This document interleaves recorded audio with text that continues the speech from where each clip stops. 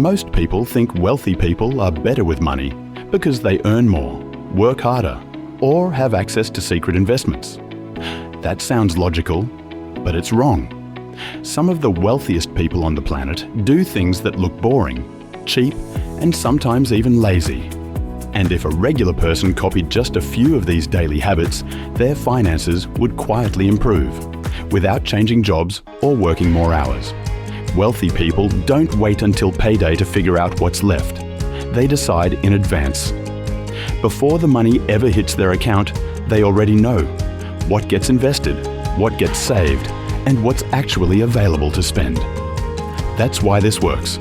You don't rely on willpower when the money is already spoken for.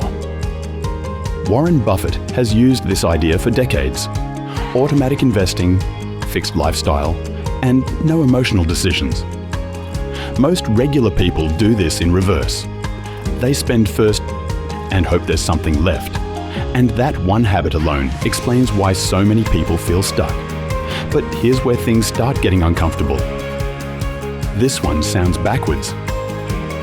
Wealthy people often limit their lifestyle on purpose, even when they could easily afford more.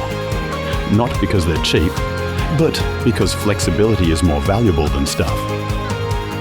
Mark Zuckerberg wore the same style of clothes for years. Sam Walton drove an old car long after he was wealthy. It looks small, it looks unimpressive, but every lifestyle limit buys something far more powerful: options. Options to walk away from a job that makes them feel miserable. Options to invest in a company they believe in. Options to take risks without stress. Most people let lifestyle expand automatically, and it quietly eats every raise. And this leads directly to a mistake most people make when trying to manage money. Wealthy people usually don't obsess over every coffee or subscription. They track direction. Is their net worth going up over time? Are their investments growing faster than their spending? Are their systems working? Ray Dalio has spoken openly about focusing on big picture metrics rather than daily noise. Regular people often do the opposite. They micromanage small expenses while ignoring the overall trajectory.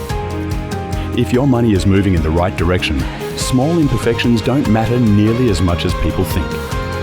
If you like practical money ideas like this that actually work for regular people, consider subscribing.